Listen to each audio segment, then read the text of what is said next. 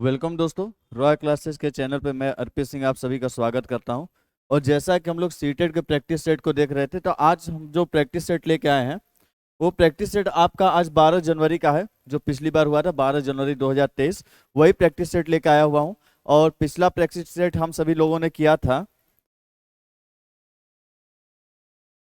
पिछला practice set हम सभी लोगों ने किया था जिसमें आप लोगों ने बेहतरीन परफॉर्मेंस दिया। आप लोगों ने बहुत ही प्यार जताया उसके लिए। तो उम्मीद करता हूँ आपको इस प्रैक्टिस सेट का भी सोल्यूशन पसंद आएगा।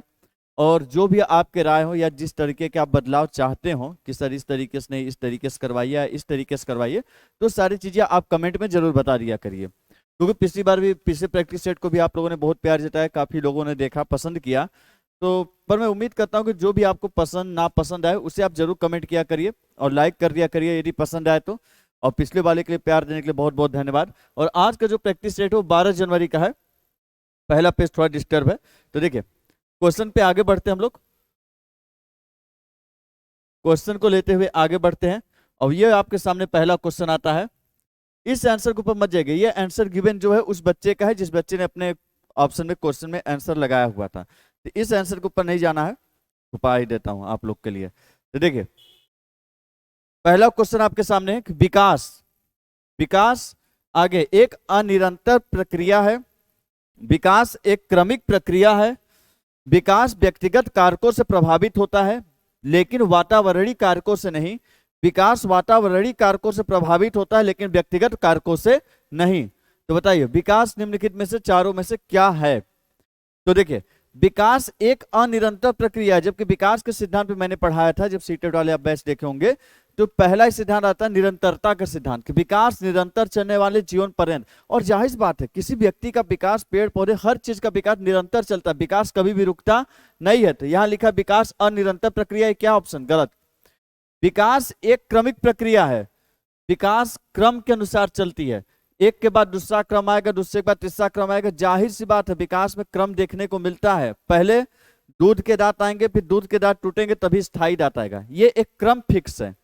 बच्चा पहले पैदा होगा तो हाथ पैर के सहारे चलेगा, फिर दीवार पकड़ के चलना सीखता है, फिर धीरे धीरे उछलना कूदना, फिर दौड़ना सीखता है। ये एक निश्चित क्रम है और ये हर किसी में देखने को मिलेगा। तो विकास एक कैसी क्रमिक प्रक्रिया है। ये सही देखिए, गलत और कैसे। व्यक्तिगत कारकों से प्रभावित होता है लेकिन वातावरणीय नहीं, ये क्या है, गलत है।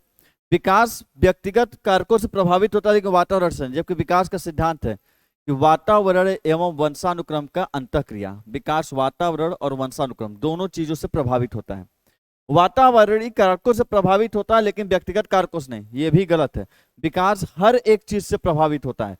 कोई भी चीज आप उठाएंगे हर एक चीज से विकास प्रभावित होता है। सही ऑप्शन क्या है, विकास क्या है, क्रमिक प्रक्रिया, इसमें क्रम देखने को मिलती है। तो उम्मीद करता हूं इस बात को आप समझे होंगे। व्यक्तिगत कारक क्या होते हैं कि खुद के आपके कारक। जैसे विकास का मतलब कभी भी ये मत समझिए कि सिर्फ शारीरिक विकास, भाषा का विकास हो सकता है, पढ़ाई लिखाई का विकास हो सकती है, नैतिकता का विकास हो सकती है। अब जैसे नैतिकता के विकास की बात करें, हम कहेंगे हम नैतिकता अपनाएंगे नहीं, हाँ हम करेंगे चोरी, क्या कर लोगे। तो ये मेरा व्यक्तिगत कारक है। मेरी नैतिकता का विकास यदि प्रभावित हो रहा है तो उसकी वजह कौन है, हम हैं। तो विकास व्यक्तिगत कारक से भी प्रभावित होता है, वातावरण से भी, मतलब वातावरण में जो भी चीजें आएंगी पूरे समाज में हर उस चीज से विकास प्रभावित होगा। विकास वंशानुक्रम से भी प्रभावित होता है। तो विकास हर एक चीजों से क्या होता है, प्रभावित होता है। कोई भी ऐसा चीज नहीं है जिससे विकास न प्रभावित हो। जिसमें सही ऑप्शन कौन होगा, विकास एक क्रमिक प्रक्रिया है।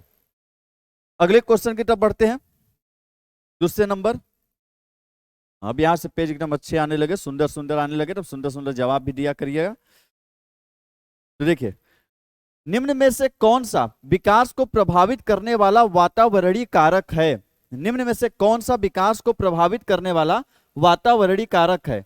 वंशाणु, अनुवांशिकता, परिपक्वता, विद्यालय।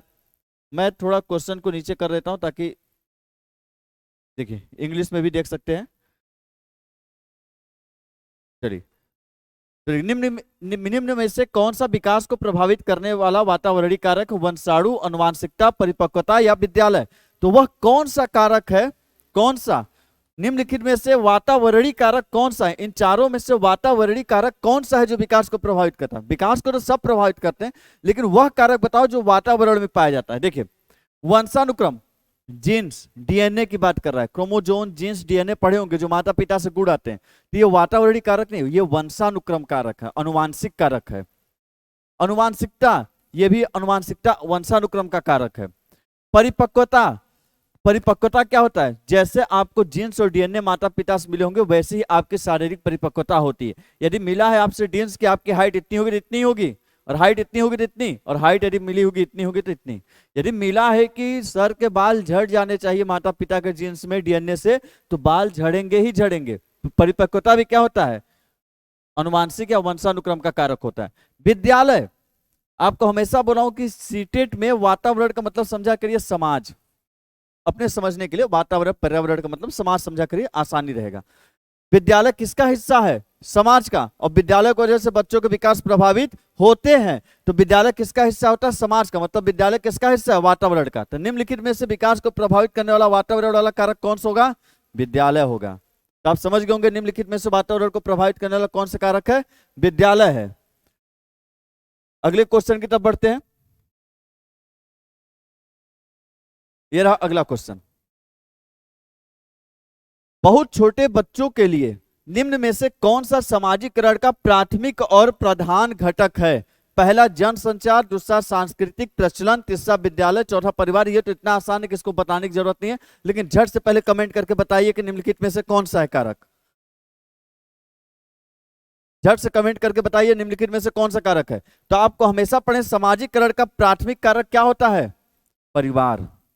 और द्वितीय कारक क्या होता है? विद्यालय। प्राथमिक कारक परिवार होता है, जिसे प्राथमिक को ही प्रधान भी बोलते हैं, पहला जो होगा वही उसे प्रधान। तो प्राथमिक कारक हमेशा सामाजिकरण का परिवार होता है, और द्वितीय कारक क्या होता है? विद्यालय होता है। तो प्राथमिक कारक कौन होगा? परिवार होगा। इस क्वेश्चन को भी कर लिए, आगे की ओर बढ़ते हैं, क्योंकि ज्यादा इंतजार करना भी किसी को पसंद नहीं होता। झटाझट करना आपको पसंद नहीं, झटाझट आंसर बताते जाए सर, पर विचार करते जाइएगा कि कहां पे आप चूक रहे हैं या किस तरीके की बात है जो आपसे छूट जा रही है। जिन प्याजे के संज्ञानात्मक विकास सिद्धांत के अनुसार किस चरण पर अनैच्छिक क्रियाएं अधिगम का प्रधान और प्राथमिक माध्यम होती हैं? जिन प्याजे के जो संज्ञानात्मक विकास का सिद्धांत है उसमें किस चरण में अनैच्छिक क्रियाएं या जिसे आप बोलते हैं सहज क्रिया, जिसे आप क्या बोलते हो? सहज क्रिया। अनैच्छिक क्रिया या सहज क्रिया अधिगम प्रधान का प्राथमिक माध्यम होती है। वह कौन सी अवस्था होती है जिसमें अनैच्छिक क्रियाओं के द्वारा बच्चे अधिगम करते हैं? संवेदीगामक, पूर्व संक्रियात्मक, मूर्त संक्रियात्मक या औपचारिक संक्रियात्मक? और जाहिर सी बात है कि आप पढ़े होंगे कि अनैच्छिक क्रियाएं क्या होती हैं। अनैच्छिक क्रियाएं वो क्रियाएं होती हैं जो खुद ब खुद हो जाती हैं, मतलब ये आपकी इच्छा के अनुसार नहीं होती। एक होती है ऐच्छिक क्रियाएं, जिसमें आपकी इच्छा होगी तभी वो क्रिया होगी, नहीं होगी। अनैच्छिक क्रियाएं वो होती है जो खुद ब खुद, जैसे जब बच्चे छोटे होते हैं, संवेदी गामक अवस्था मतलब 0 से 2 वर्ष वाली अवस्था में होते हैं बच्चे, तो उस समय जैसे मुंह में अंगूठा डाल के चूसने लगते हैं, कोई भी चीज मिलेगा खा लेंगे। तो यह ऐसी क्रिया है जिसपे बच्चे का कंट्रोल नहीं होता, वो खुद ब खुद उससे हो जाते हैं। तो अनैच्छिक क्रियाएं या सहज क्रियाएं किस अवस्था में पाई जाती है? सबसे छोटे बच्चों में, मतलब संवेदी गामक अवस्था में। तो अनैच्छिक क्रियाएं या सहज क्रियाओं के द्वारा अधिगम किस अवस्था में होगा? जाहिर बात है जब पाई ही जा रही संवेदी गामक अवस्था में, तो अधिगम होगा भी किस अवस्था में? संवेदी गामक अवस्था में। तो इसका आंसर क्या हो जाएगा? संवेदी गामक अवस्था। अनैच्छिक क्रिया या सहज क्रिया किस अवस्था में पाई जाती है? संवेदी गामक अवस्था में। अगले क्वेश्चन की तरफ बढ़ते हैं। 5वां क्वेश्चन आप लोग के सामने। जिन प्याजे के अनुसार नई जानकारी की समझ बनाने के लिए मौजूदा स्कीमा में बदलाव की प्रक्रिया क्या कहलाती है? यदि स्कीमा, आपको मैंने बताया था कि स्कीमा का मतलब होता है पूर्व ज्ञान। स्कीमा का मतलब क्या होता है? पूर्व ज्ञान। जो आप पहले से जानते हैं, जो भी नॉलेज, जो भी ज्ञान आप पहले से जानते हैं, वो सारी चीजें आपके दिमाग में एक फोल्डर के रूप में स्टोर हो जाती है। जैसे ऑडियो का फोल्डर, वीडियो का फोल्डर, फोटो का फोल्डर, सारे आपके मोबाइल में फोल्डर होते हैं ना, तो उसी फोल्डर को बोलते हैं स्कीमा। तो जो चीज आप पहले से जानते हैं, वो जो नॉलेज आप ज्ञान जानते हैं, वो सारे ज्ञान आपके दिमाग में फोल्डर के रूप में व्यवस्थित की गई है, वो कहलाती है स्कीमा। तो जो चीज आप पहले से जानते हैं उसे क्या बोलेंगे? पूर्व ज्ञान। तो एक तरह से स्कीमा क्या है? पूर्व ज्ञान। अब देखिए, जिन प्याजे के अनुसार नई जानकारी की समझ बनाने के लिए, कोई नई जानकारी की समझ बनाने, नई जानकारी को समझने के लिए मौजूदा स्कीमा या मौजूदा पूर्व ज्ञान में बदलाव करना पड़ा। बदलाव का मतलब संशोधन, करेक्शन। अरे पूर्व ज्ञान में क्या करना पड़ा? संशोधन या करेक्शन। तो यह प्रक्रिया क्या कहलाती है? केंद्रीकरण, समायोजन, असंतुलीकरण या संवेदन। पूर्व ज्ञान में संशोधन करके नए ज्ञान को सम्मिलित करना क्या कहलाता है? समायोजन। और जब संशोधन नहीं करते हैं तो क्या कहलाता है? समावेशन। याद रखिएगा, यदि पूर्व ज्ञान या स्कीमा में संशोधन करने की जरूरत पड़ जा रही है नए ज्ञान को सीखते समय, तो उसे समायोजन कहते हैं।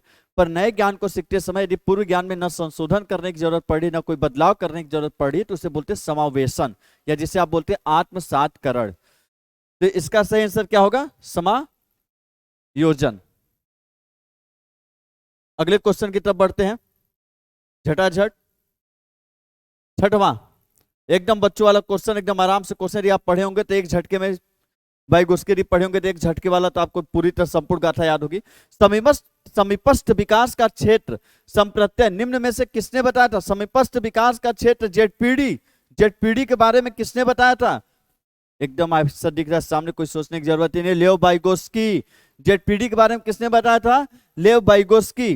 हार्वर्ड गार्डनर का कौन सा सिद्धांत है? बहुबुद्धि का सिद्धांत। तो जेडपीडी के बारे में किसने बताया था? लेव वाइगोस्की। याद करिए, जेडपीडी, इसके फोल्डिंग, ये सारी चीजें पढ़े थे। सामाजिक अंतःक्रिया का सिद्धांत किसका है? लेव वाइगोस्की का। तो जेडपीडी के बारे में किसने बताया था? लेव वाइगोस्की ने।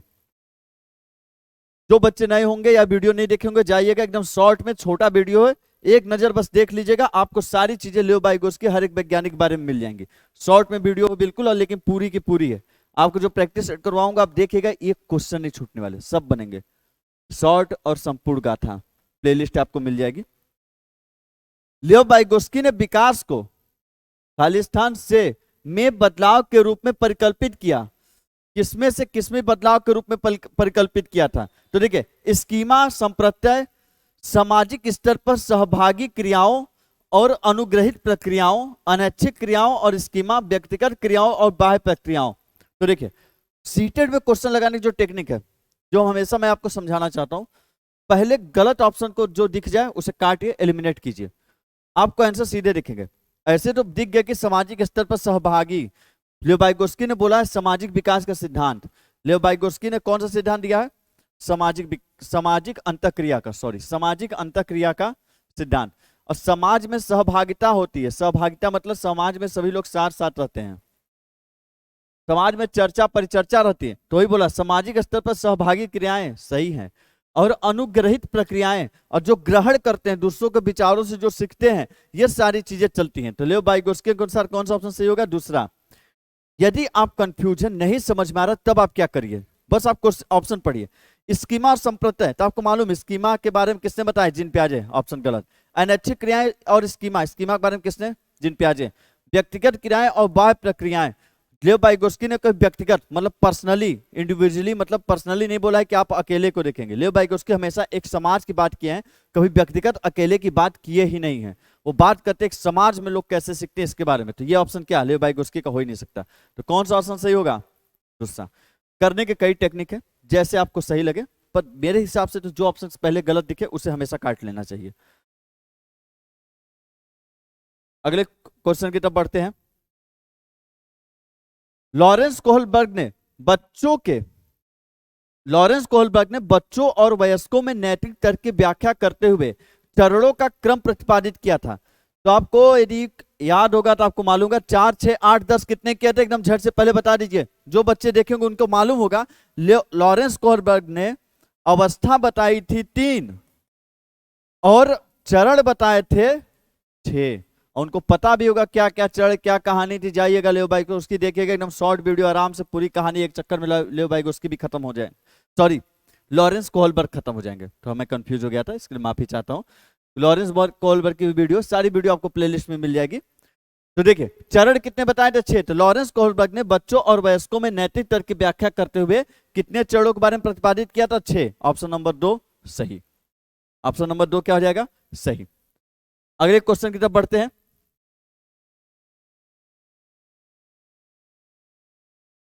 संरचनावादी उपागम के अनुसार निम्न में से कौन से घटक को विद्यार्थी में नहीं बढ़ाना चाहिए? देखिए, संरचनावादी, रचनावादी कोई भी पूछे तो इसका मतलब होता है कि अच्छे पढ़ाई।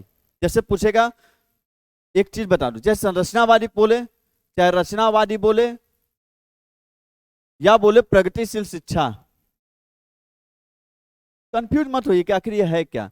मतलब ये एक अच्छी शिक्षा की बात कर रही है। अच्छी शिक्षा जो बोलते हैं ना, अच्छा, जिसमें बच्चों को मारा पीटा नहीं जाएगा, बच्चों को याद नहीं कराया जाएगा, संप्रत्यय पे जोर दिया जाएगा, कॉन्सेप्ट सिखाने पे जोर दिया जाएगा, खेल खेल में सिखाया जाएगा, इस शिक्षा की बात की जाती है। तो देखिए, संरचनावादी उपागम के अनुसार निम्न में से कौन से घटक को विद्यार्थियों में नहीं बढ़ाना चाहिए? क्या नहीं बढ़ाना है? समस्या समाधान नहीं बढ़ाना चाहिए, जाहिर बात है, बच्चों के अंदर समस्या समाधान का गुण बढ़ाना चाहिए। निर्देशित खोज, क्या खोज को नहीं बढ़ाना चाहिए? खोजी तो बच्चे को बनवाना, अन्वेषण विधि पढ़ते हैं ना, एनालिसिस करना है, ह्यूरिस्टिक विधि, तो बच्चे को खोजित बनाना है, ढूंढे खोजे और खुद करके सीखे। सहयोगी अनुमान, सहयोगी अनुमान, जैसे दो चार पांच दोस्त हैं, कोई चीज हुआ, कोई प्रॉब्लम आई, तो उसके अनुमान लगा रहे कि इसको ऐसे किया जा सकता है, ऐसे, और मैंने इसके पहले बताया कि अनुमान लगाना सही होता है। तो सहयोगी अनुमान भी क्या सही। कंठस्थ स्मरण, विद्यार्थियों में क्या नहीं बढ़ाना, कंठस्थ मतलब याद करना, तो याद करने को बच्चों के अंदर बढ़ावा नहीं देना चाहिए, याद करने को बढ़ावा नहीं देना चाहिए, तो इसका आंसर क्या हो जाएगा? कंठस्थ स्मरण। अगले क्वेश्चन की तरफ बढ़ते हैं, समझ गए होंगे इसको भी।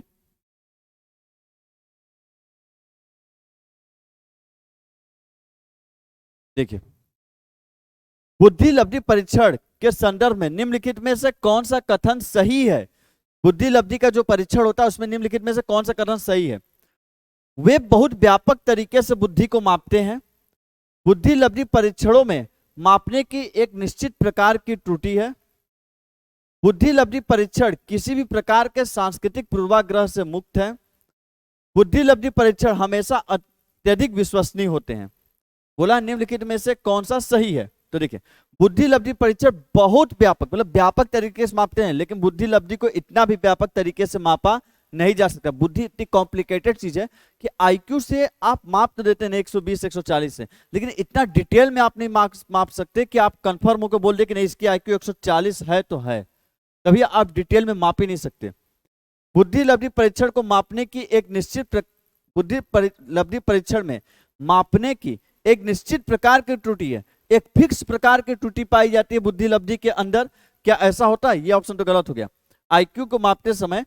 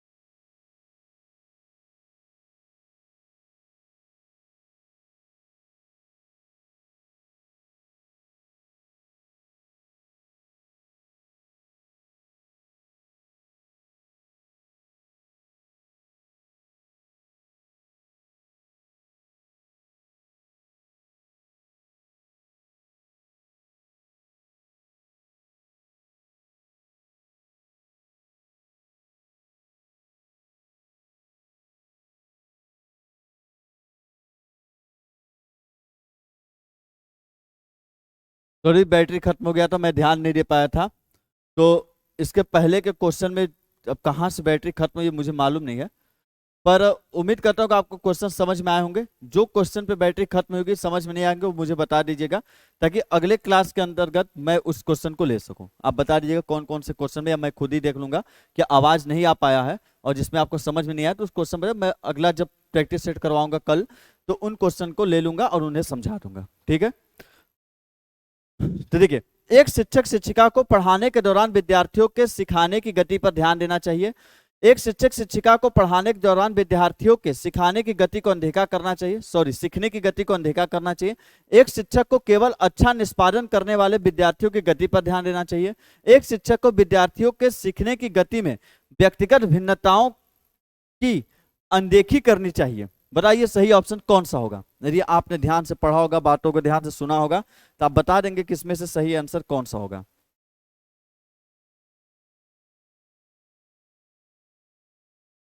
तो देखिए, एक शिक्षक को पढ़ाने के दौरान विद्यार्थी के सीखने की गति पर ध्यान देना चाहिए। बिल्कुल ध्यान देना चाहिए, बच्चे के सीखने की गति पर तो ध्यान देना है, कौन किस स्पीड से सीख रहा है। और देखिए बाकी कैसे गलत है। पढ़ाने के दौरान विद्यार्थी के सीखने की गति को अनदेखा करना चाहिए, इग्नोर कर दीजिए, कौन किस स्पीड से सीख रहा नहीं देखेंगे, इग्नोर कर दिए, गलत है। केवल अच्छा निष्पादन, जो बच्चा बहुत अच्छा रिजल्ट दे रहा है, निष्पादन मतलब रिजल्ट दे रहा है, उन्हीं विद्यार्थियों की गति पर ध्यान देना चाहिए, गलत। विद्यार्थियों की सीखने की गति में व्यक्तिगत भिन्नताओं को अनदेखा करना चाहिए, गलत। बच्चों के अंदर जो अंतर है, व्यक्तिगत भिन्नता, उनको अनदेखा नहीं करना चाहिए। व्यक्तिगत भिन्नता वाला टॉपिक याद होगा, बहुत छोटा था टॉपिक, कुछ ही क्षण भर का, लेकिन मैंने बोला तो क्वेश्चन में हर जगह आपसे वही शब्द टकराएंगे, यही टकरा रहे हैं। व्यक्तिगत भिन्नताओं को अनदेखा नहीं करते, बल्कि उसका सम्मान करते हैं, उसे संसाधन रिसोर्सेज के रूप में प्रयोग करते हैं, उसे एक गुण के रूप में लेते हैं। अगले आप क्वेश्चन की तरफ बढ़ते हैं। मजाक खराब हो गया, वीडियो में ऑडियो चली गई। अगले पे लेते हैं क्वेश्चन। सीखने के उद्देश्य हेतु आकलन का उपयोग करने के लिए एक शिक्षक को चाहिए कि वह सत्र के अंत में परीक्षा का आयोजन करे, केवल मानकीकृत परीक्षाओं का उपयोग करे, चल रही गतिविधि में बच्चों की भागीदारी के आधार पर आकलन करे, सभी के लिए अर्धवार्षिक परीक्षा अनिवार्य करे। तो देखिए, सीखने के उद्देश्य हेतु आकलन मतलब इसी को बोलते हैं, सीखने के उद्देश्य मतलब लिए आकलन। सीखने के लिए आकलन में मैंने बताया था, इसे करता है एक कौन? शिक्षक, और साथ में ये होती कैसी? रचनात्मक। यदि आपने मूल्यांकन और आकलन वाला टॉपिक देखा होगा तो आप इसे एक झटके में समझ जाएंगे, नहीं तो भाई बड़ा कंफ्यूजन होगा। मेरी मानिएगा, एक बार जरूर देख लीजिएगा आप वीडियो जाकर, प्लेलिस्ट बनी हुई है, आप जाइए वीडियो देखिए, शॉर्ट में बने हुए, लेकिन सब के सब आपको समझ में आएंगे। रचनात्मक मतलब अच्छा वाला, योगात्मक मतलब गलत वाला। तो ये पूछा कि अच्छा वाला इन सभी में से आकलन कौन है, वही होगा। शिक्षक को सीखने के लिए आकलन करना है, सीखने के लिए अच्छा वाला आकलन होता है रचनात्मक, तो शिक्षक जो भी आकलन करेगा कौन सा करेगा? अच्छा वाला। तो चारों में अच्छा वाला देखिए। सत्र, वार्षिक परीक्षा, पूरी पढ़ाई खत्म हो जाए उसके अंत में परीक्षा लेना चाहिए, गलत। केवल मानकीकृत, मानकीकृत क्या होता है? गलत, मैंने समझाया भी था इसके पहले क्लासेस में। चल रही गतिविधि में बच्चे की भागीदारी के आधार पर आकलन करें, सही। जो भी गतिविधि चल रहा है उसमें बच्चा कितनी भागीदारी ले रहा है, क्या क्या कर रहा है, उसके आधार पर आकलन करें, सही बात है। सभी के लिए अर्धवार्षिक परीक्षा अनिवार्य कर देंगे, नहीं हर बच्चे को अर्धवार्षिक परीक्षा देना ही देना, गलत। अर्धवार्षिक परीक्षा, सत्र के अंत में परीक्षा, नंबर जोड़ने वाले जितने परीक्षा, यूनिट टेस्ट, सब योगात्मक आकलन के, जो कि गलत होता है। जो गतिविधि आधारित होता है, जो कार्यों गुणों पर और कौशलों पर ध्यान दिए जाते हैं, वो होते हैं रचनात्मक आकलन, जो निरंतर चलता है लगातार। एक बार वीडियो जरूर देखिएगा। अगले क्वेश्चन की तरफ बढ़ते हैं। निम्नलिखित में से किसके द्वारा विद्यार्थियों में समालोचनात्मक चिंतन में बाधा पड़ने की संभावना है? चारों में से वह कौन सा जो समालोचनात्मक चिंतन में बाधा पड़ेगा? जिसके द्वारा पहला, अनुरूपकों के प्रयोग को बढ़ावा देना, खुले अंत वाले प्रश्न पूछना, गहन चिंतन के लिए समय प्रदान करने में, रट कर याद करने, कंठस्थीकरण को प्रोत्साहित करने में। मिल गया होगा आंसर। तो देखिए, अनुरूपकों को बढ़ावा देना नहीं, खुले अंत वाले प्रश्न देंगे तभी समालोचनात्मक चिंतन में बाधा नहीं पड़ेगा। गहन चिंतन करने के लिए बच्चे को बाकायदे समझेंगे, आराम से समझ लो, गहन चिंतन करिए आप लोग, तो उससे भी समालोचनात्मक चिंतन में बाधा नहीं पड़ेगा। पर जब आप बात करते हैं रटने की, याद करने की, करने के लिए प्रोत्साहित कर, नहीं रटो, याद करने के लिए आप मोटिवेट करें, प्रोत्साहित, उससे समालोचनात्मक चिंतन में क्या पड़ेगा, बाधा पड़ेगा। तो आंसर आपका कौन सा सही हो जाएगा, चौथा वाला। अगले क्वेश्चन तो बढ़ते हैं। 16वां नंबर, निम्न सामाजिक आर्थिक समूहों से, निम्न सामाजिक आर्थिक समूहों से संबंध रखने वाले विद्यार्थी के सफल समावेशन हेतु कौन सी बात महत्वपूर्ण है। मानकीकृत पाठचर्या का द्वारा शिक्षण, उनके सामाजिक सांस्कृतिक परिवेश की अनदेखी करना, पारस्परिकता के बोध का विकास करने वाली विद्यालयी संस्कृति को समुन्नत करना, केवल प्रभुत्ववादी संस्कृतियों के में प्रचलित प्रथाओं का क्रियान्वयन करना। ध्यान दीजिए इस बात को और समझिए कौन सा ऑप्शन सही होगा। फिर देखिए मैं जब समझाऊंगा तोड़कर तो आप एक झटके में पकड़ लेंगे कौन सा सही होगा। देखिए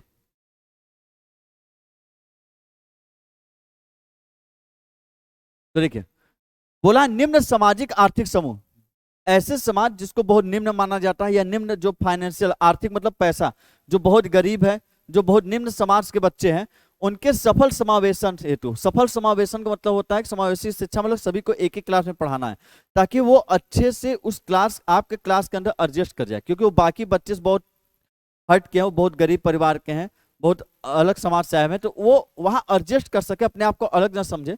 इसके लिए कौन सी बात महत्वपूर्ण है, मानकीकृत पाठचर्या चलाएंगे, गलत, मानकीकृत गलत होता है, व्यक्ति भिन्नता पढ़े होंगे तो आपको अच्छे से पता होगा।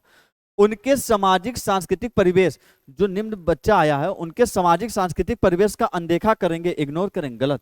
किसी के भी सामाजिक परिवेश को इग्नोर नहीं करते, हर बच्चे के सामाजिक परिवेश का सम्मान कीजिए, उसकी बात कीजिए, चर्चा कीजिए, तभी वो समझेगा नहीं यहाँ अपनापन है, अपनी बात की जा रही है।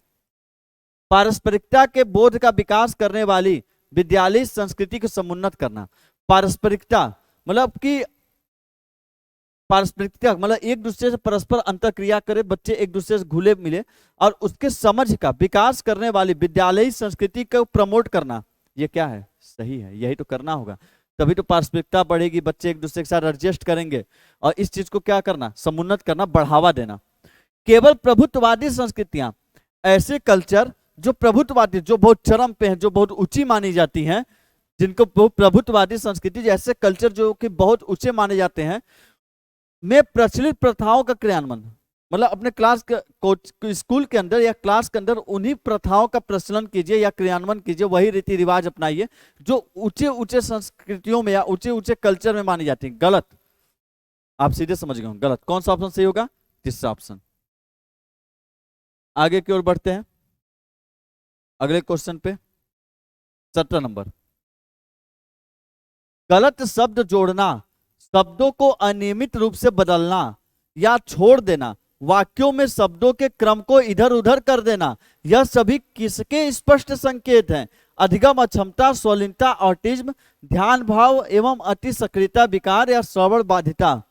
ध्यान से देखिए, गलत शब्द जोड़ना, शब्दों को अनियमित रूप से बदल देना, जैसे पढ़े थे ना 21 को 12 लिख देगा, 12 को 21 लिख देगा, बदल देना, छोड़ देना, वाक्यों में शब्दों के क्रम को इधर उधर कर देना, यह सब किसको, मतलब इस पढ़ाई लिखाई में दिक्कत, इसमें बच्चों को किसमें दिक्कत है, सब दिक्कत किसमें, पढ़ाई लिखाई में। तो जब पढ़ाई लिखाई में दिक्कत है तो पहला ऑप्शन क्या, अधिगम अक्षमता, अधिगम मतलब क्या था, पढ़ाई लिखाई सीखना, अधिगम अक्षमता। स्वलीनता वाले बच्चे, ध्यान अभाव वाले, एडीएचडी अलग होता है। श्रवणबाधित जिसको सुनाई नहीं देगा, एडीएचडी वो बच्चा होता है जो कि इसी को बोलते हैं कि बच्चे के ध्यान लगाने में क्या होती है, ध्यान लगाने में बच्चे के क्या आते हैं, कमी। ऑटिज्म वाला बच्चा वो होता है जिसको संप्रेषण में दिक्कत आता है, संप्रेषण में दिक्कत होती है, संप्रेषण मतलब बातचीत करने में दिक्कत होती है। ये तो मान लीजिए शॉर्ट में एक चीज मैंने बता दिया, आज जाइएगा सारे बने हुए वहां पूरे डिटेल से पढ़ लेंगे, एटीएसटी क्या होता है, ऑटिज्म क्या होता है। तो क्या होगा, अधिगम अक्षमता, और इसी अधिगम अक्षमता के अंदर सारे आते हैं, डिसलेक्सिया, डिस्ग्राफिया, डिस्प्लेक्सिया, सभी के सभी, डिस्कैलकुलिया हो गया, तो सारे किसके अंदर आते हैं, अधिगम अक्षमता में। तो क्या होगा, अधिगम अक्षमता, क्योंकि दिक्कत आ रही किसमें, पढ़ाई लिखाई में। अगले क्वेश्चन की तरफ बढ़ते हैं, 18 नंबर,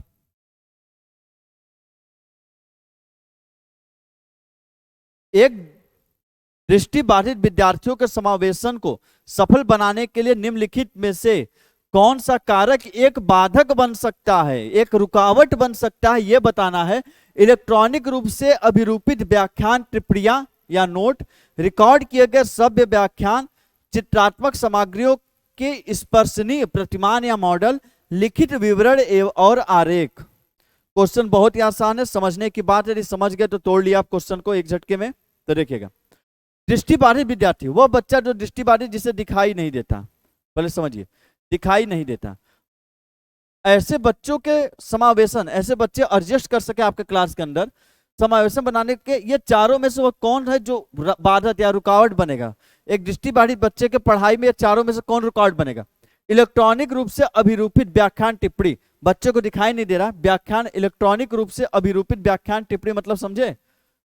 व्याख्यान मतलब बोलना, मतलब इलेक्ट्रॉनिक रूप से मतलब जो ऑडियो कैसेट हो गया, ऑडियो टेप हो गया, मतलब कि आप बच्चे को रिकॉर्डिंग दे रहे हैं और रिकॉर्डिंग में व्याख्यान है, सारा विवरण है, बच्चा सुन के समझ लेगा, उसमें देखने की जरूरत नहीं, बच्चा क्या करेगा, कान में लगाएगा या सुन के समझ लेगा। तो ये रुकावट नहीं बनेगा। रिकॉर्ड किए गए सब व्याख्यान, सुनने वाले जो व्याख्यान होते हैं उनको रिकॉर्ड करके बच्चों को दे दीजिए, जाहिर बात है दृष्टिबाधित दिखाई नहीं देता तो कान से सुन नहीं लेगा। चित्रात्मक सामग्रियों के स्पर्शनीय प्रतिमान या मॉडल, जो चित्र वाले सामग्री है उसको ऐसा बनाइए कि बच्चे स्पर्श करके उसे समझ सके। जैसे बहुत से मानचित्र आते हैं जिसमें कि मैप में जो मैप बने होंगे इंडिया वगैरह के, जैसे मान लीजिए इंडिया का मैप बना है, तो इंडिया के मैप में क्या होगा कि ये मैप उभरा रहेगा, हल्का पेज से ऊपर उभरा रहता है, और ये उसे छू के बच्चा स्पर्श करके समझ जाता है कि ये चित्र कैसा है। तो जो स्पर्शनीय प्रतिमान है, स्पर्श करके छू के उसके बारे में समझ जाएगा बच्चा। लिखित विवरण, अब बच्चे को लिखा हुआ विवरण दे दिया या डायग्राम आरेख बना के दे दिए, अब लिखा हुआ चित्र दृष्टिबाधित बच्चा कैसे पढ़ेगा? तो लिखित विवरण बच्चे का पढ़ाई लिखाई में क्या बन जाएगा? बाधा बन जाएगा, एक रुकावट बन जाएगा, बच्चा पढ़ ही नहीं पाएगा। तो ऑप्शन कौन सा सही है? चौथा। तो उम्मीद करता हूं कि आप चीजों के बारे में समझ रहे होंगे कि क्या है, कैसे है। आगे की ओर बढ़ते हैं। 19 नंबर, यदि आपको लग रहा हो कि स्पीड ज्यादा है तो आप कमेंट करके मुझे बता दीजिएगा कि नहीं सर थोड़ा और आराम से। स्वलीनता ग्रसित विद्यार्थी विशिष्ट रूप से किस व्यवहार को प्रदर्शित करते हैं? स्वलीनता को ही बोलते हैं ऑटिज्म, स्वपरायणता, आत्मविमोह, स्वैर चिंतन, ये सभी क्या स्वलीनता। अभी मैंने बताया था उनको संप्रेषण में दिक्कत होता है। देखिए किस तरह का व्यवहार, स्वलीनता वाले बच्चों के अंदर क्या लक्षण, क्या व्यवहार पाया जाता है? उत्कृष्ट मौखिक संप्रेषण, संप्रेषण मतलब बातचीत करने, कन्वर्सेशन करने, बातचीत करने बहुत ही उत्कृष्ट होते हैं, बहुत ही हाई लेवल के होते हैं, बिल्कुल नहीं। अतिक्रियाशीलता, जो स्वलीनता वाले बच्चे तो बहुत अतिक्रियाशील होते हैं, झट झट झट झट सारे काम करते हैं, बिल्कुल नहीं। स्वलीनता वाले बच्चों के अंदर पुनरावृत्ति आचरण या व्यवहार, अपने कार्य को, अपने व्यवहार को बार बार रिपीट करते, दोहराते हैं, यही क्या है सही। स्वलीनता वाले बच्चों को बोलने में दिक्कत होती है और एक ही कार्य को बार बार दोहराते हैं, रिपीट करते हैं। यदि उनके कार्यों में ज्यादा फेरबदल कर देंगे, उनके टाइम टेबल दिनचर्या में फेरबदल करेंगे तो नहीं कर पाएंगे, क्योंकि उनकी आदत होती है एक ही कार्य को बार बार दोहराने की। तो पुनरावृत्ति आचरण व्यवहार। सामाजिक अंतःक्रिया के लिए उत्साह, कि समाज में जाएंगे, अंतःक्रिया मतलब लोगों से मिलेंगे, बड़ा मोटिवेट, खुद सतर्क नहीं, समाज में जाएंगे लोगों से मिलेंगे, बिल्कुल नहीं। स्वलीनता वाले बच्चे वो होते हैं जिनको बोलने में, बात करने में दिक्कत होती है, अपने विचारों को आपसे नहीं कह पाएंगे, आपके विचारों को समझ नहीं पाएंगे, ध्यान नहीं दे पाते हैं, बहुत ही उनके अंदर आत्मविश्वास की कमी होती है, नजरें चुराते हैं, लोगों से मिलने में उनको दिक्कत होता है, अकेला रहना पसंद करते हैं, अपने रूटीन को बार बार दोहराते हैं, जो एक व्यवहार रहेगा उसी को बार बार दोहराएंगे, तो ये ऑटिज्म के लक्षण होते हैं। कौन? पुनरावृत्ति आचरण एवं व्यवहार। अगले क्वेश्चन की तरफ बढ़ते हैं। 20 नंबर, 20 नंबर क्वेश्चन की तरफ बढ़ते हैं। प्रतिभाशाली विद्यार्थी के बारे में निम्नलिखित में से कौन सा सही है? एक प्रतिभाशाली विद्यार्थी के बारे में निम्न में से कौन सा सही होगा? वे अत्यधिक प्रयास द्वारा सीखते नहीं, बड़ा झट से सीख लेते हैं, स्मार्ट स्टडी करते हैं, ये कभी मत सोचिए प्रतिभाशाली बहुत अत्यधिक प्रयास करते हैं। प्रतिभाशाली विद्यार्थी वे जानकारी को समझने में बहुत अधिक समय लेते हैं नहीं, उनमें औसत एवरेज से अधिक क्षमता होती है, ये क्या है सही है। प्रतिभाशाली विद्यार्थी बहुत होशियार बच्चा कौन होता है? बाकी बच्चे एवरेज होते हैं, उससे थोड़ा ज्यादा क्षमता उसके अंदर होती है, कोई बहुत ज्यादा प्रयास थोड़ी ना करता है, बस उसके अंदर क्षमता जो होती है बाकी बच्चों, एवरेज बच्चों से थोड़ा सा क्या होती है, ज्यादा होती है। तो उनके अंदर औसत से अधिक क्या होती है? क्षमता। लास्ट पढ़िए, उनके विचारों में रचनात्मक और मौलिकता की कमी होती है नहीं, रचनात्मकता और मौलिकता की कमी नहीं होती है। तो कौन सा ऑप्शन सही होगा? तीसरा ऑप्शन सही होगा। अब जाके इस पे विचार करिए एक दोस्तों के संग कि भाई जो प्रतिभाशाली बच्चे होते हैं, सर ने बताया था ऐसे होते हैं, क्या ऐसे ही होते हैं? ये आया क्वेश्चन अभी कथन वाला, जो कि समझना ज्यादा जरूरी है। तो देखिएगा, प्राथमिक कक्षाओं में विद्यार्थियों को पढ़ने के लिए शिक्षक को प्रमुख रूप से व्याख्यान पद्धति का उपयोग करना चाहिए।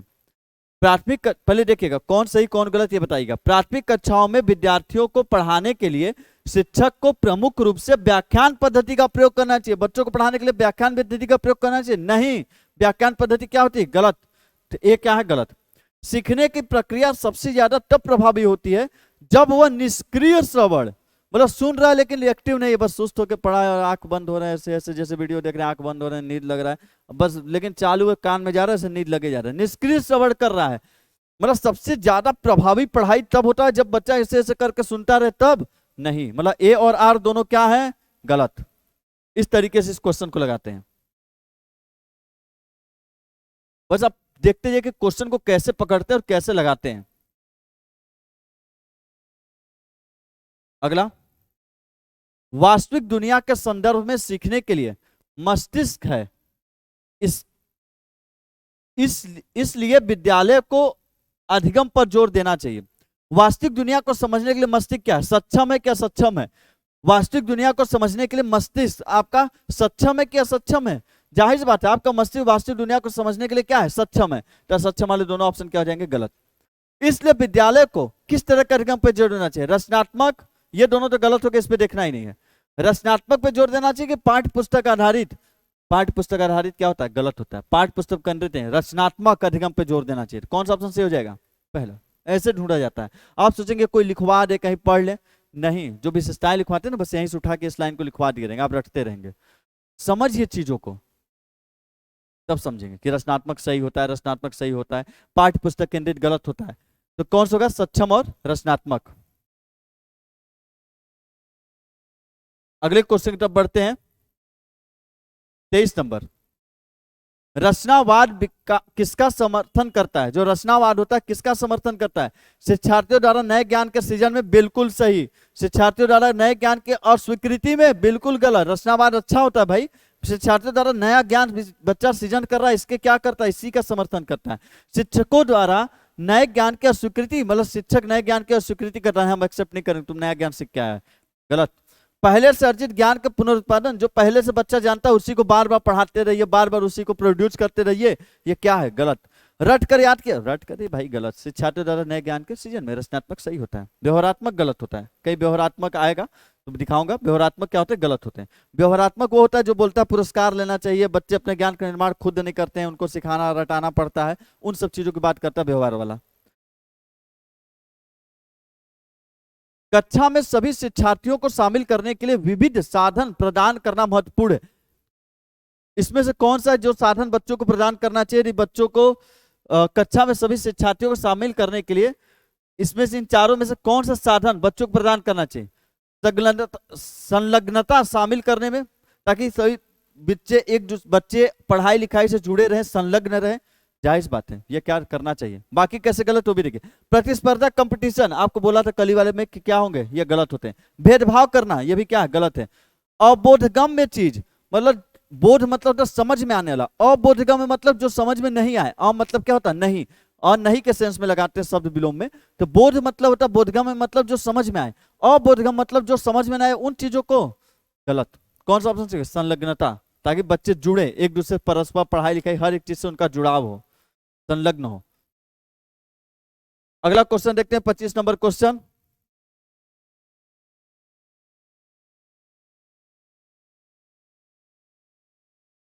एक समस्या को कई मध्यवर्ती उपलक्ष्यों में विभाजित करने की युक्ति और फिर प्रत्येक मध्यवर्ती उपलक्ष्यों को हल करने के संसाधनों का पता लगाना क्या कहलाता है? मौखिकरण, अनुरूपात्मक चिंतन, साधन अंत विश्लेषण, कार्यात्मक स्थिरता, जड़ता। अब देखिए इस क्वेश्चन आपको लगेगा कि सर ये तो पता नहीं क्या पूछते हैं, पकड़ते कैसे? ये सीजन से क्रिटिकल थिंकिंग वाली क्वेश्चन होती हैं। एक समस्या का है, आपके सामने समस्या है, उसके कई मध्यवर्ती उपलक्ष्यों को विभाजित करना। जो समस्या है उसमें कई चीजें हैं जिनको आप क्या कर रहे हैं? विभाजित कर रहे हैं, तोड़ रहे हैं। क्या कर रहे हैं? तोड़ रहे हैं। समस्या को छोटे छोटे भागों में क्या कर रहे हैं? उपलक्ष्यों, उसे कई छोटे छोटे लक्ष्यों, कोई छोटे छोटे, एक ही समस्या कई छोटे छोटे टारगेट में आप तोड़ रहे हैं। विभाजित करना मतलब तोड़ रहे हैं। तोड़ रहे हैं मतलब बांटना, बांट रहे हैं। करने की युक्ति, और प्रत्येक और जो अलग अलग छोटे छोटे टुकड़े हैं उन टुकड़ों को हल कर रहे हैं, प्रत्येक टुकड़े को क्या कर रहे हैं, हल कर रहे हैं। तो याद है, एक होता विश्लेषण, एक होता संश्लेषण। विश्लेषण का मतलब होता है समस्या को छोटे छोटे भागों में तोड़ना, और संश्लेषण का मतलब होता है समस्या को समाहित करना। देखिए, एक होता विश्लेषण, यदि आपको याद नहीं होगा बता दूं, एक होता संश्लेषण। कहते हैं पहले लगवाते नहीं, पहले ही बता देते हैं आंसर ही, ऐसा कुछ नहीं। देखिए, व से विश्लेषण, व से बांटना।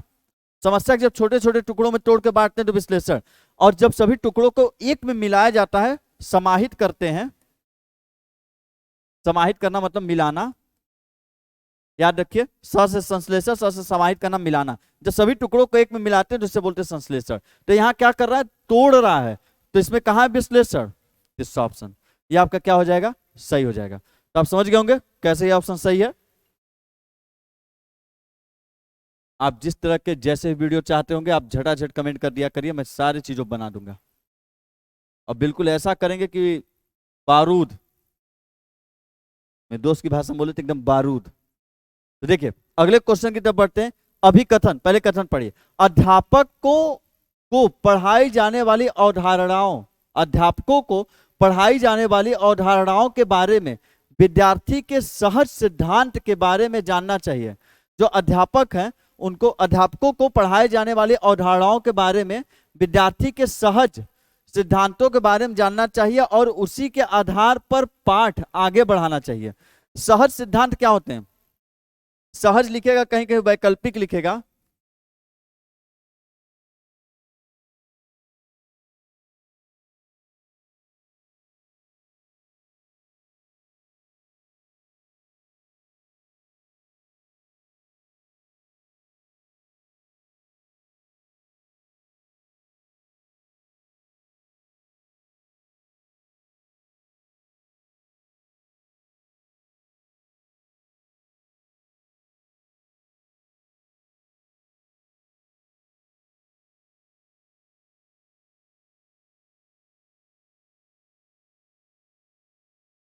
सॉरी, आज बार बार बैटरी डिस्चार्ज हो रही है, बैटरी असल में चार्ज नहीं है, इसकी वजह से आज बहुत दिक्कत हो रहा है, बार बार बैटरी डिस्चार्ज हो जा रही है, इसलिए आज बहुत दिक्कत हुआ। तो देखिए, उम्मीद करता हूँ ऊपर वाला समझ में आया होगा। यदि नहीं समझ में आएगा क्वेश्चन में जिसमें ऑडियो गया होगा तो आप प्लीज कमेंट कर दीजिएगा, सर इसमें चला गया।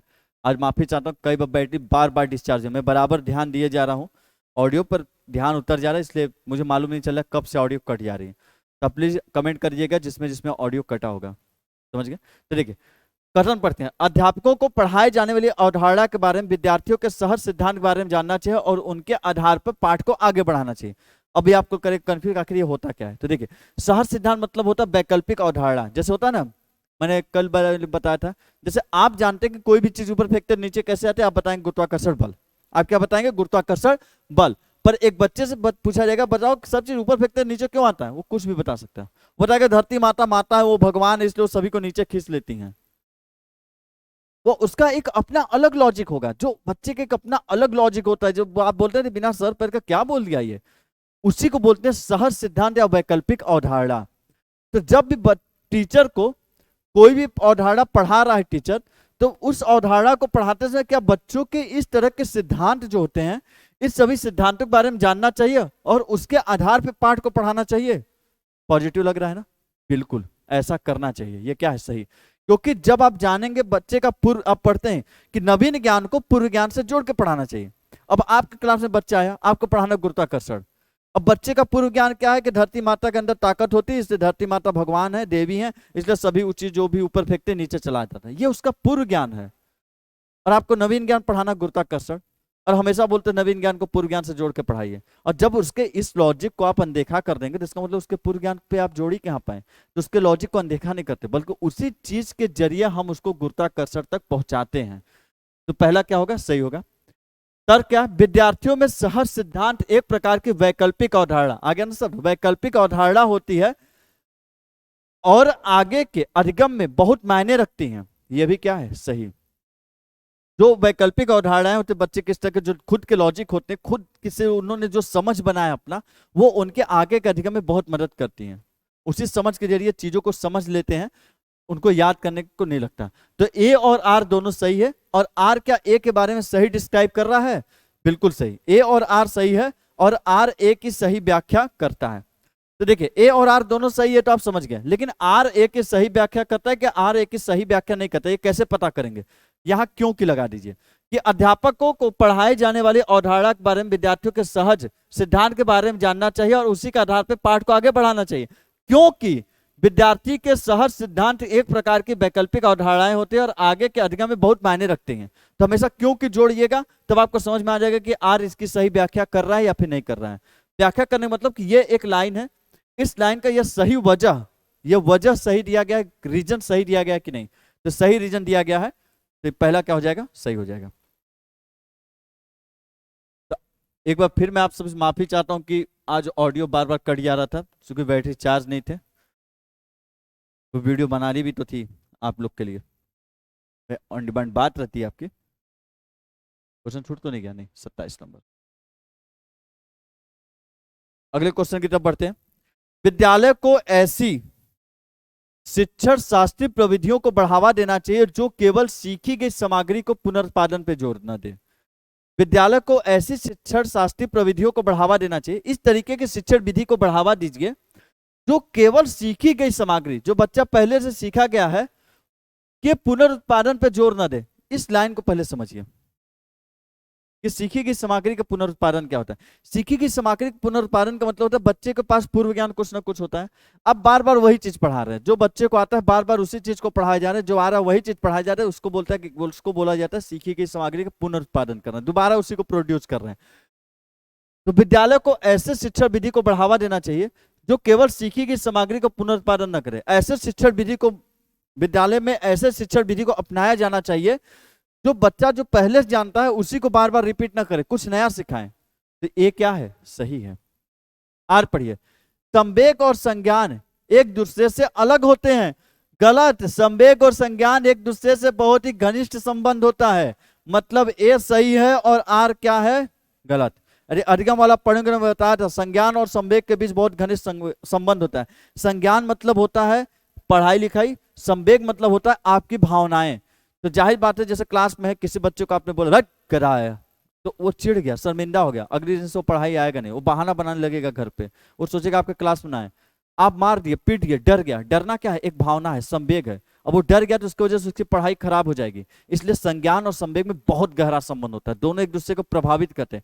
सकारात्मक रूप में भी कर सकते हैं, नकारात्मक। डर गया बच्चा तो पढ़ाई नकारात्मक रूप में खराब हो जाएगी। पर यदि आपने मोटिवेट किया, प्रोत्साहित किया, तो प्रोत्साहना भी क्या है? एक तरह का संवेग है, मोटिवेशन भी संवेग है। खूब प्रोत्साहित किया, मोटिवेट किया, प्रशंसा की, तो वो उसको सकारात्मक रूप में प्रभावित करेगी। तो संज्ञान संवेग में बहुत गहरा संबंध होता है और दोनों सकारात्मक और नकारात्मक दोनों रूपों से प्रभावित करता है। तो हमेशा ध्यान रखिएगा और इसको समझिएगा, इस चीज को कभी किसी बच्चे को कोई भी चीज बताइएगा तो ए सही है और आर क्या है? गलत है। अगले क्वेश्चन की तरफ बढ़ते हैं। 28 नंबर। निम्नलिखित में से कौन सा आंतरिक अप्रेरणा का उदाहरण नहीं? अप्रेरणा मैंने बताया था कि ज्यादा नहीं पूछता। आंतरिक अप्रेरणा और बाह्य प्रेरणा। बाह्य प्रेरणा जो दूसरे के द्वारा आता है, दंड, भय, मारना, पीटना, फलाना ठिकाना, ये चीज। और आंतरिक प्रेरणा जो अंदर से खुद से पैदा होती है वो आंतरिक, और जो दूसरों के लिए या दूसरों के द्वारा हो वो बाह्य होता है, जो बाहरी किसी और के द्वारा। तो देखिए आंतरिक प्रेरणा का उदाहरण कौन सा है? सॉरी, नगद पुरस्कार जीतने के लिए, पैसा जीतने के लिए पढ़ना, या आंतरिक नहीं किसी दूसरे चीज के लिए आप पढ़ रहे हैं, ये क्या है? बाह्य प्रेरणा।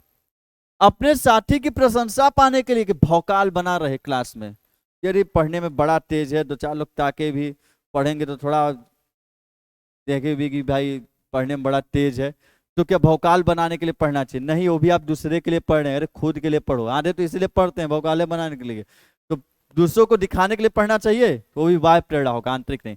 प्रथम स्थान पर आने के लिए दौड़ प्रतियोगिता में भाग लेना, कि नहीं भाई हमको प्रथम स्थान पे आना है इसलिए पढ़ेंगे, या इसलिए दौड़ प्रतियोगिता में भाग लेते नहीं हमको प्रथम स्थान पे आना है इसलिए, ये भी क्या है? गलत है।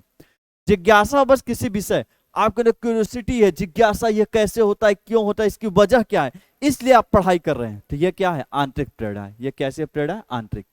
और प्रेरणा पर वीडियो है, जो बच्चे नहीं देखे होंगे वो एक बार जाके देख लीजिएगा, बहुत ही शॉर्ट वीडियो, बहुत ही छोटा।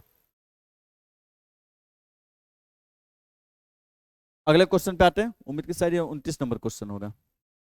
हाँ 29 नंबर क्वेश्चन है। ऐसे क्वेश्चन को बनाने के बहुत ही बेहतरीन तरीके होते हैं। तो देखिए, निम्नलिखित में से कौन से कारक सीखने की प्रक्रिया को प्रभावित करते हैं। तो देखिए, ऐसे क्वेश्चन में होता है कि आपको 2-3 पता होते प्रभावित करते हैं और कुछ नहीं पता और नहीं प्रभावित करते हैं। तो आपको बताएं सीखने की प्रक्रिया मतलब अधिगम, और आपको मैंने अधिगम में बताया था कि अधिगम को हर एक चीज प्रभावित करता है, बस एक चीज प्रभावित नहीं करता।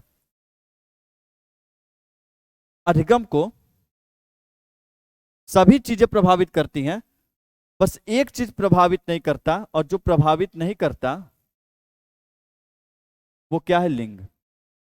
मतलब यह लड़का है यह लड़की है, ये बात कभी प्रभावित नहीं करता पढ़ाई लिखाई को, बाकी चीजें प्रभावित करती हैं। तो देखिए, कक्षा का परिवेश, क्लास का एनवायरमेंट, परिवेश, यह पढ़ाई लिखाई को प्रभावित करेगा, बिल्कुल करेगा। संसाधन की उपलब्धता, रिसोर्सेज, क्लास में पता चला किताब की कमी है, पेन की कमी है, या बच्चों को जो चीजें मिल रही हैं, डेस्क की कमी है, लाइट पंखे की कमी है, तो इसकी वजह से पढ़ाई प्रभावित होगी, बिल्कुल होगी। शिक्षक के शिक्षण शास्त्र विधि, टीचर कौन सी शिक्षण विधि का प्रयोग कर रहा है, क्या इसकी वजह से पढ़ाई लिखाई प्रभावित होगी, बिल्कुल प्रभावित होगी।